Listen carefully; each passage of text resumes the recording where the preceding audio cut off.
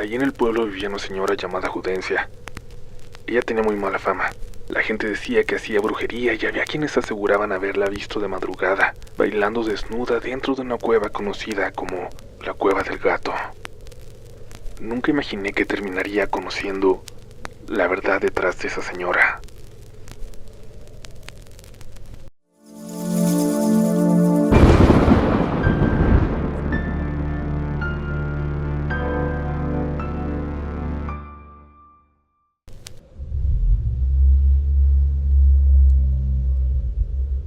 Muy buenas noches, comunidad.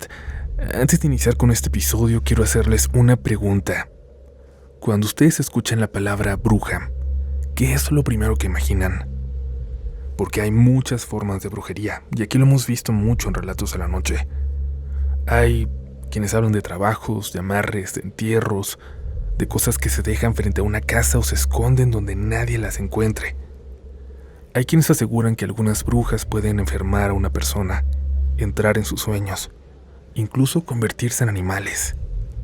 Y también están esas historias que seguramente muchos de ustedes han escuchado desde niños, las de luces que aparecen por las noches, moviéndose a lo lejos, y que nuestros abuelos decían que eran brujas.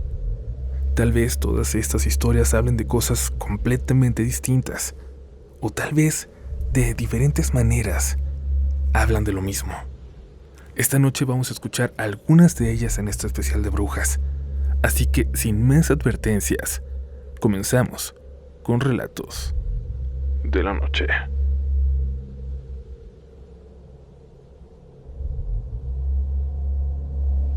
Hola Uriel, ¿cómo estás? Te escribo desde El Salvador y antes que nada quisiera pedirte que si alguna vez llegas a contar esto, mantengas mi anonimato. Llevo mucho tiempo escuchando Relatos de la Noche, muchas veces de madrugada, cuando todos en mi casa ya están dormidos y pues ahora me ha tocado a mí contar mi propio relato. Hay cosas de mi vida que casi nadie conoce y prefiero que siga siendo así. Desde niña me pasaban cosas extrañas. Tengo recuerdos muy vagos porque era muy pequeña, pero recuerdo ver sombras, siluetas que se movían por los pasillos de mi casa. También recuerdo a una anciana que aparecía dentro de mi cuarto. Siempre estaba en una esquina, sentada, tejiendo. Los hilos eran oscuros y yo recuerdo que parecían larguísimos, como si nunca se terminaran. No puedo decirte mucho más de ella porque con los años esos recuerdos se fueron haciendo cada vez más borrosos. Los he ido enterrando. Y es que cuando fui creciendo dejé de verla. Las sombras también fueron desapareciendo poco a poco, aunque de vez en cuando todavía alcanzaba a ver alguna hasta hace no mucho. Lo que sí permaneció fue una especie de sensibilidad hacia las personas en mí. Desde joven sentía que podía darme cuenta cuando alguien estaba mintiendo o cuando alguien se acercaba con malas intenciones. Es difícil explicarlo sin que suene extraño. Simplemente había personas que desde el primer momento me provocaban algo, y muchas veces después terminaba descubriendo que tenía razón. Durante una época me acerqué mucho a la religión. Iba a los templos, rezaba y trataba de alejarme de todo aquello. Hasta que conocí a Diego. Éramos compañeros de clase. Diego era alto, muy guapo y de esos muchachos que siempre llamaban la atención. A mí me gustaba muchísimo. El problema era que yo a él no le interesaba absolutamente nada. Creo que incluso podría decir que para él yo era invisible. Y supongo que por eso hice lo que hice. No recuerdo exactamente cómo surgió mi interés por el tarot, pero empecé a guardar el dinero que me daban para comprar comida en la escuela. Dejé de comprar mi merienda durante semanas porque quería comprarme un mazo. Lo hice a escondidas y cuando finalmente junté lo suficiente, conseguí mi primer tarot. Empecé a practicar solo en mi habitación. Al principio realmente no sabía lo que estaba haciendo. Leía las cartas de manera intuitiva, tratando de entenderlas por mi cuenta, hasta que terminé acercándome a la misma mujer que me había vendido aquel primer mazo. En el pueblo la conocían como bruja. Ella fue quien comenzó a enseñarme, y prácticamente todo lo que estaba aprendiendo en ese momento tenía una sola intención: Diego. Él ya tenía novia y yo estaba obsesionada con que se fijara en mí, así que terminé haciendo un trabajo para él. Fue mi primer ritual de ese tipo y recuerdo perfectamente cómo me sentí después. Me sentía poderosa. Sentía, quizás por primera vez, que podía hacer algo para cambiar las cosas a mi favor. También recuerdo que después de ese trabajo empecé a sentir algo diferente dentro de mi habitación. Según lo que yo entendía en ese momento, algo se me había pegado. Yo había hecho un trabajo relacionado con un cementerio, no quiero decir más, y estaba convencida de que aquello tenía que ver con lo que había hecho ahí. Pero lo verdaderamente extraño fue Diego, porque empezó a buscarme. Después de pasar prácticamente desapercibida para él, comenzó a buscarme de una manera desesperada. Y sí, al principio supongo que eso era exactamente lo que yo quería. Había hecho todo aquello para conseguir su atención. Pero llegó un punto en que dejó de gustarme. Su comportamiento se había convertido en una obsesión. Yo sentía que incluso su mirada había cambiado. Lo veía y había algo en sus ojos que me parecía vacío. Ya no se trataba del muchacho que me gustaba acercándose a mí. Era una dependencia que empezó a asustarme. Por eso terminé haciendo otro trabajo para tratar de detener aquello. Para entonces ya estaba metida mucho más profundamente en todo esto. Y fue también durante esta época que comenzaron a ocurrir cosas muy raras dentro de mi casa. Las bombillas. Primero fueron las bombillas que parpadeaban todo el tiempo y de la nada se fundían en la noche. Escuchaba susurros que parecían llamarme desde las paredes y también pasos en el pasillo cuando sabía que no había nadie. Después comenzaron las voces. A veces escuchaba claramente que alguien decía mi nombre cuando estaba sola. Otras sentía que alguien me observaba, incluso durante el día, y llegué a ver personas atravesando las puertas de reojo, metiéndose en las paredes. Lo más extraño es que terminé acostumbrándome. Seguí aprendiendo y eventualmente comencé a hacer trabajos y limpias para compañeras y conocidos. Algunos me pedían favores, otras buscaban vengarse de alguien. Lo que para ellas era quizás una curiosidad o un juego, para mí ya se había convertido prácticamente en mi ocupación. Mi vida también empezó a cambiar por eso. Eventualmente dejé la universidad. Los rumores sobre lo que hacía comenzaron a circular y terminé sufriendo tanta discriminación que abandoné mi carrera. A pesar de todo, seguí haciendo trabajos, hasta una madrugada. Había terminado un ritual bastante fuerte en mi departamento. Era muy tarde y todo estaba en silencio. Tenía velas encendidas en el altar cuando, de repente, se apagaron las luces. Después sentí una corriente de aire frío atravesando la habitación. Eso me llamó mucho la atención porque las puertas y las ventanas estaban cerradas. Ahí levanté la vista. Había una mujer en una esquina de mi habitación, muy alta. Doblaba su cuello para caber y no chocar con el techo. Llevaba algo parecido a unos harapos oscuros y estaba ahí, frente a mí. Pero de lo que más me acuerdo es de que no tenía ojos. Parecía que no tenía. Yo veía solo 2 manchas rojas que chorreaban por las mejillas. Sentía muchísimo miedo. Sentía las piernas temblándome y traté de decir las palabras de protección que conocía, pero en ese momento simplemente no podía pronunciarlas. Cuando prendí la luz, ya no estaba ahí. Después del tiempo que ha pasado, todavía tengo la sensación de que hay algo cerca cuando estoy sola o cuando apago las luces, pero aquella mujer no ha vuelto a aparecerse. Si sigue aquí, ya no he podido verla, y al menos agradezco eso. Dejé de hacer trabajos para otras personas. Todavía conservo mis cartas, nada más. Las tengo guardadas bajo llave dentro de una caja de madera y casi nunca las saco. Después de todo lo que pasó, ya no tengo el mismo interés en buscar respuestas ahí, obviamente. Diego, la razón por la que entré en todo esto, también terminó alejándose de mi vida. Lo he llegado a ver de lejos. Cuando sucede, no puedo evitar fijarme en él y recordar todo lo que hice cuando era adolescente, solamente porque quería que ese muchacho se fijara en mí. No puedo demostrar que lo que pasó después haya sido consecuencia de aquello. Tampoco podría decirles quién era la mujer que vi esa madrugada. Solo sé que yo estaba completamente segura de que Diego jamás se fijaría en mí, que hice aquel primer trabajo y después de eso lo hizo, aunque a un precio muy alto.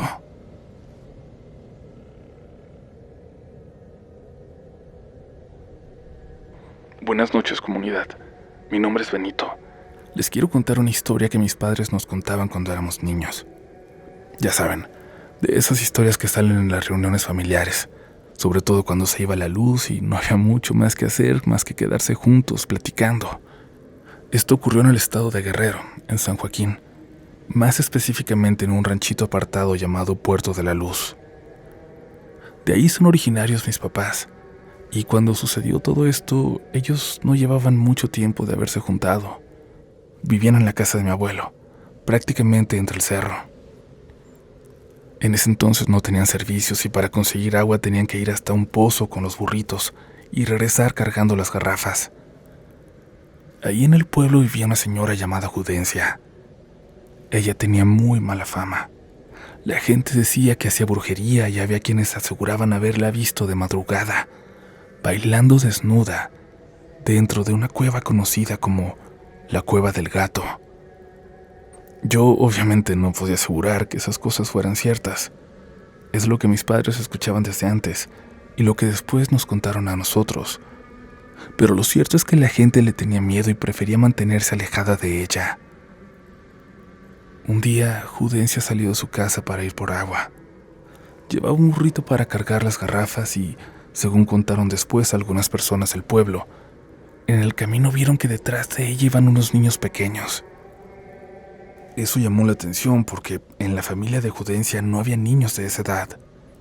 Al parecer los niños iban molestándola, haciéndole travesuras, hasta que en algún momento, no sé exactamente cómo ocurrió, Judencia y el burro se salieron del camino y rodaron cuesta abajo. La gente fue a ayudarla. La encontraron muy lastimada. Judencia decía que aquellos niños la habían tirado, pero nadie volvió a encontrarlos. No se supo quiénes eran ni de dónde habían salido. A ella tuvieron que llevarla a una clínica. Tenía las 2 piernas rotas y tuvieron que inmovilizarla porque prácticamente no podía moverse por sí misma. Después la regresaron a su casa. El problema fue que nadie quería cuidarla. Los propios familiares que tenían el pueblo no quisieron hacerse responsables, y por la fama que tenía, tampoco había mucha gente del pueblo dispuesta a entrar a su casa o pasar tiempo con ella. Mi mamá fue de las pocas personas que se ofrecieron. Iba de vez en cuando para llevarle algunas cosas, darle de comer, ayudarla con lo que necesitara. Y así estuvieron varios días. Mi mamá iba a verla, se aseguraba de que estuviera bien y después regresaba a la casa. Hasta una noche de julio. Había fiesta en el pueblo. Allá se acostumbraba que cuando eran las clausuras de las escuelas se organizara un baile, así que mis papás decidieron ir. Ya era de noche cuando salieron de la casa y comenzaron a caminar por la vereda. A medio camino se encontraron con un chivo. Era negro, enorme. Tenía unos cuernos grandes que daban vuelta. Mis papás no pensaron inmediatamente que hubiera algo extraño. Estaban en el campo y era normal que de vez en cuando algún animal se saliera de donde lo tenían encerrado. El problema era que aquel chivo estaba parado en medio de la vereda y no se quitaba. Al irse acercando, mi papá trató de espantarlo. Como el animal seguía ahí, terminó dándole una patada en el estómago y siempre que nos contaba esta parte aclaraba que no había sido una patadita para empujarlo. Le había pegado con suficiente fuerza como para que aquel animal reaccionara y saliera corriendo, pero el chivo no hizo nada, ni siquiera se movió. Se quedó exactamente en el mismo lugar. Fue ahí cuando mis papás empezaron a sentir miedo. Se quedaron viendo hasta que el chivo finalmente comenzó a caminar, pero tampoco corrió ni trató de atacarlos. Simplemente pasó ignorándolos y siguió caminando por el camino hasta perderse entre el cerro. Mis papás alcanzaron a ver hacia dónde iba, en dirección hacia la casa de Judencia. Después de eso ya no quisieron ir al baile. Se regresaron a casa y ahí terminó la noche para ellos, pero a la mañana siguiente mi mamá volvió a la casa de Judencia para llevarle comida y ayudarla, como había estado haciendo durante esos días. Judencia no estaba. Mi mamá revisó la casa y no encontró ningún rastro de ella. Esto era difícil de entender por una razón muy sencilla. Judencia tenía las 2 piernas rotas. La habían inmovilizado y necesitaba ayuda hasta para las cosas más básicas. No tenía manera de levantarse y simplemente salir caminando de su casa. La gente del pueblo comenzó a buscarla. Preguntaron si alguien la había visto. Recorrieron los alrededores e intentaron encontrar alguna explicación. Si Judencia no podía moverse por sí misma, entonces alguien había tenido que sacarla de ahí. Pero nadie encontró nada. Pasaron los días y poco a poco dejaron de buscarla, hasta que un señor del pueblo salió rumbo a su milpa acompañado de sus perros. En algún punto del camino, los perros comenzaron a olfatear algo. Se pusieron inquietos y empezaron a seguir un rastro. Así que el señor decidió dejarlos avanzar y fue detrás de ellos. Los perros terminaron llevándolo hasta una cueva, la cueva del gato, la misma donde la gente decía que había visto bailar a Judencia durante las madrugadas. El hombre entró y ahí encontró lo que quedaba de ella. Según lo que después se contó en el pueblo, solamente encontraron el torso. No estaba la cabeza, los brazos ni las piernas, y el cuerpo tenía unos rasguños enormes. La gente decía que aquellas marcas les parecían demasiado grandes para los animales de la zona, al menos para los conocidos. Eso no lo había hecho ninguna de las bestias que conocían. Nunca supieron qué le pasó. Cuando llegó el momento de sepultarla también hubo problemas. Según contaban mis padres, los sacerdotes del pueblo ni siquiera quisieron que Judencia fuera velada dentro de la iglesia. Decían que por las cosas que supuestamente había hecho en su vida, ya no pertenecía al reino de Dios. Hubo quienes dijeron que el mismo diablo había ido por ella. Finalmente decidieron llevar lo que quedaba de su cuerpo al camposanto. Y aquí viene la parte que mi papá dice haber vivido personalmente, y es que a él le tocó cargar el ataúd, ayudar a hacerlo.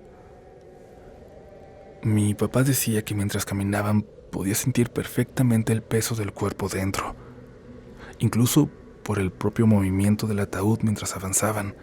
Sentía como el torso de Judencia se movía ligeramente en el interior. Había más hombres cargándolo con él, claro. Siguieron caminando hasta llegar a la entrada del panteón, y justo cuando estaban por hacerlo, algo cambió de repente. Antes de entrar al camposanto de la iglesia, mi papá dejó de sentir el movimiento dentro del ataúd, pero además sintió que se volvía mucho más ligero. Los demás hombres también lo notaron. No fue solamente mi papá, porque se miraron entre ellos bastante nerviosos. De pronto, parecía que estaban cargando únicamente un ataúd vacío. Pero nadie dijo nada. Siguieron caminando. Mi papá siempre decía que en ese momento todos pensaron lo mismo. Que lo que quedaba del cuerpo de Judencia ya no estaba ahí. Pero ninguno quiso decirlo y mucho menos comprobarlo. Nadie propuso abrir el ataúd. Nadie quiso levantar la tapa antes de enterrarlo. Llegaron hasta el lugar donde habían preparado la sepultura y lo bajaron así, cerrado. Y así lo enterraron. Hasta el día de hoy mi papá no sabe si realmente enterraron el cuerpo de Judencia o si debajo de aquella tierra quedó solamente un ataúd vacío. Lo que más extraño les parecía a mis papás era lo que ocurrió después. Con el paso del tiempo la gente dejó de hablar del asunto. Nadie parecía acordarse de la desaparición de Judencia, de lo que encontraron dentro de la cueva del gato y lo que ocurrió durante su entierro. Era como si todos hubieran preferido olvidarlo, pero mis padres no. Por eso muchos años después, cuando nosotros éramos niños y se iba la luz en la casa, de vez en cuando aquella historia volvía a salir. Y nosotros nos quedábamos escuchando el relato de Judencia, la mujer que desapareció de su casa con las 2 piernas rotas. La misma noche en que mis padres encontraron aquel enorme chivo negro caminando hacia donde ella vivía. Esta ha sido mi historia. Espero que les haya gustado, aunque sé que tiene toques de leyenda. Que pasen muy buena noche.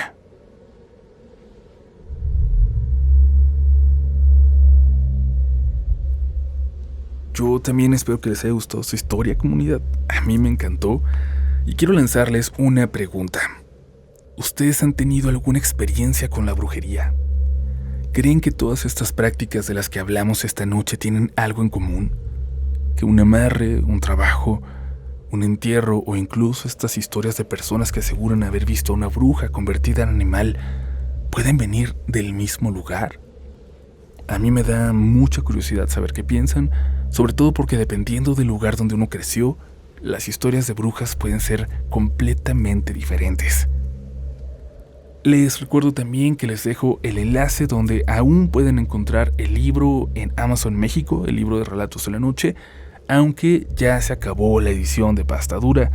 Todavía pueden encontrar la primera edición, la de pasta blanda, que es un poco más económica, y bueno, si se encuentran la edición especial de los 50,000 ejemplares vendidos, la de pasta dura, puede que sea ya de colección, así que no la dejen ir. Por lo pronto continuamos con más relatos de la noche, con esta historia titulada El Cerro de las Brujas.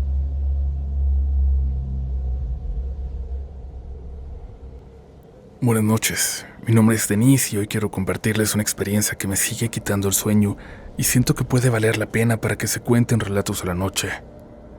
Vivo en Puebla, en un residencial bastante alejado de todo, rodeado de bosque. Hay muchos árboles, algunos fraccionamientos dispersos y en general es un lugar muy tranquilo. Nadie se mete con nadie. Al menos esa era la impresión que yo tenía cuando era más chica. En mi familia siempre se ha hablado mucho de brujas. Prácticamente todos tienen alguna historia, algún encuentro que aseguran haber tenido, y yo crecí escuchando todo eso. Lo raro es que a mí no me daba miedo. Al contrario, me daba mucha curiosidad y durante mucho tiempo tuve unas ganas enormes de encontrarme con una. Quería saber qué se sentía, cómo era ver algo así. Ahora me parece absurdo, pero en ese momento realmente lo deseaba. La primera vez que pensé que quizás había conseguido lo que quería tenía 14 años. Fue un 31 de octubre. Cuando recién nos habíamos mudado al residencial teníamos la costumbre de dormir juntos durante Halloween y Día de Muertos. En mi casa sentíamos que durante esas fechas pasaban cosas diferentes y preferíamos estar acompañados. Pero ese año yo ya tenía 14 y decidí que estaba lo suficientemente grande como para dormir sola. Esa noche subí a cerrar las ventanas, como hacía normalmente, y desde ahí alcancé a ver algo en el cerro que estaba enfrente. Era una bola de fuego. Me quedé observándola desde la ventana. No sabía qué era ni qué estaba viendo. Solamente recuerdo que me impresionó muchísimo.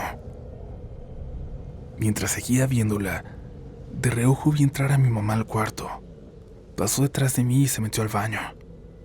«Cuando salgas, ven rápido, por favor», le dije. Quería que también viera aquello. Seguí esperando junto a la ventana, pero mi mamá no salía del baño. Entonces bajé por mi teléfono para grabar. Mi mamá estaba en la planta baja. Estaba forrando los libros de mi hermanito. Le pregunté por qué no se había quedado conmigo cuando salió del baño, y ella se me quedó viendo sin entender. Le expliqué que acababa de verla entrar a mi cuarto y después meterse al baño. Mi mamá dijo que ella no había subido, que había estado ahí abajo todo ese tiempo. Y yo no supe entonces a quien vi claramente de reojo pasar por mi cuarto, meterse a mi baño. Después mi mamá me pidió que fuera por algo a mi cuarto. No recuerdo qué era. Lo que recuerdo es que cuando abrí la puerta distinguí una sombra enorme dentro de la oscuridad. Me asusté tanto que estuve a punto de gritar. Prendí la luz inmediatamente y no había nada. Y ahora sí, evidentemente, después de eso ya no me podía dormir sola esa noche. Le pedí a mi mamá que me dejara quedarme con ella y aceptó, aunque al principio no entendía por qué estaba tan asustada. Incluso empezó a bromear conmigo. «Ya te va a llevar la bruja. Ahí viene por ti», decía. Normalmente me habría reído, pero esa noche no pude. Llegó un momento en que empecé a llorar. Creo que ahí fue cuando entonces mi mamá se dio cuenta de que realmente tenía mucho miedo. Me abrazó y comenzó a rezar un rosario conmigo. Yo ya estaba a punto de quedarme dormida cuando terminó, y justo al terminar el rosario, escuchamos un golpe seco en el techo. Cerré los ojos y lo único que pensé fue: déjame en paz, por favor, déjame en paz. Y después me quedé dormida. Durante mucho tiempo pensé en aquella noche, sobre todo porque desde niña había escuchado que las brujas podían verse como bolas de fuego, pero nunca supe realmente qué fue lo que vi. Tampoco supe quién entró a mi cuarto mientras yo estaba frente a la ventana. Pasaron los años y hace aproximadamente 2 ocurrió algo diferente. Mi hermanito necesitaba clases de regularización y nos recomendaron a una persona que vivía en otro fraccionamiento, pero dentro del mismo residencial. Era una zona a la que nosotros prácticamente no íbamos. Para llegar teníamos que pasar por 2 fraccionamientos. Uno tenía una entrada bonita, cuidada, y después había otro que estaba cerrado únicamente con una cadena, que ni siquiera tenía una reja. Fuimos a dejar a mi hermano alrededor de las 4:30 de la tarde. Eran fechas cercanas otra vez al 31 de octubre. Le pedimos permiso al vigilante del primer fraccionamiento para pasar y nos dejó sin ningún problema. Después comenzaba un camino de terracería rodeado de árboles. Las ramas se juntaban arriba del camino y recuerdo que, poco después de entrar, vimos una casa negra bastante grande, muy descuidada. Tenía un granero, columpios oxidados y el pasto muy crecido. Seguimos avanzando. Había varias curvas y después comenzaron a aparecer más casas, hasta que finalmente encontramos el lugar al que íbamos. Dejamos a mi hermanito con la chica que daba clases y nos fuimos. Regresamos por él alrededor de las 6:30. Para entonces ya estaba oscureciendo.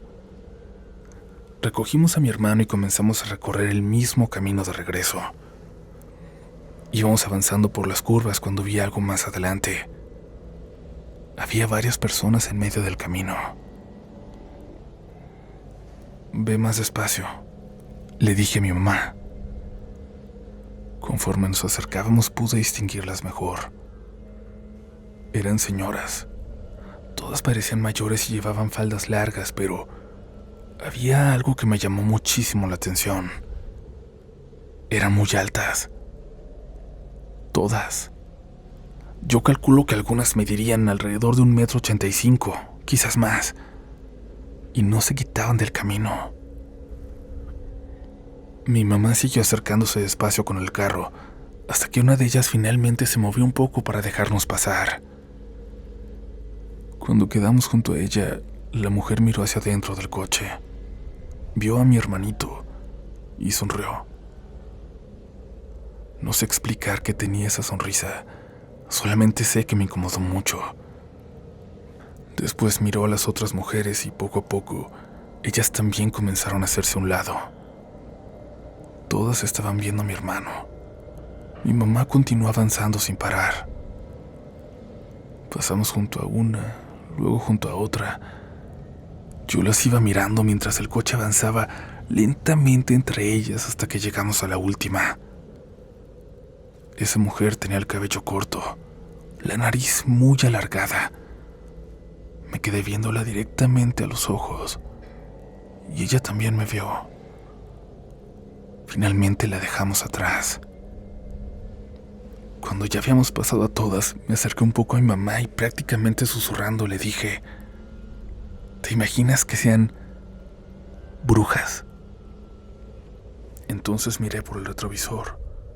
La última mujer se volteó de golpe hacia nosotros y después, una por una, las demás hicieron lo mismo. Todas voltearon como si nos hubieran escuchado. Quiero aclarar algo porque es una de las cosas que más he pensado desde entonces. Las ventanas del coche estaban cerradas. Llevábamos el radio encendido, el motor estaba funcionando y yo no había gritado. Al contrario, se lo había dicho muy bajito a mi mamá. No entiendo cómo pudo escucharme, pero volteó exactamente después de que lo dije. Y en ese momento el coche dejó de avanzar. Les decía a mi mamá que acelerara, pero ella me decía que lo intentaba. Yo la veía pisando el acelerador, pero el coche apenas se movía. Yo seguía mirando hacia atrás. Poco a poco el carro comenzó a avanzar otra vez.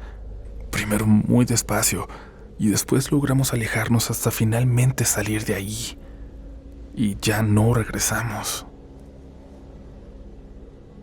Tiempo después volvimos al fraccionamiento que estaba junto a esa zona, el de la entrada bonita, y vimos que había muchas casas antiguas y varias parecían estar deshabitadas.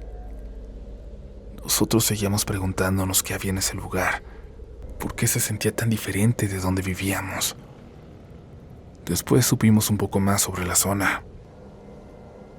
Según lo que pudimos averiguar, antes de que se construyeran esos residenciales, aquellas tierras tenían fama de ser peligrosas y de que ahí sucedían cosas extrañas.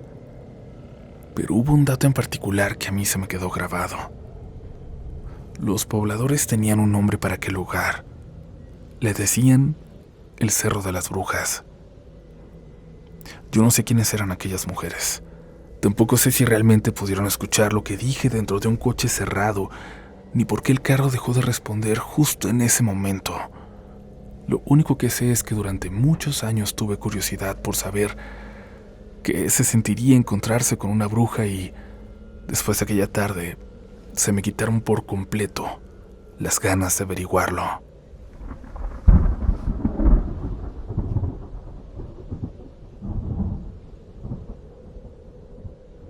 Hola Uriel y hola a toda la comunidad. Mi nombre es Elisa. Tengo 13 años y escucho relatos de la noche desde que tenía 6, junto con mi papá. Actualmente es algo que nos une mucho, que disfrutamos en familia. De hecho, mientras escribo esto, estamos escuchando el programa de fondo. Tengo varias historias que quisiera compartir algún día.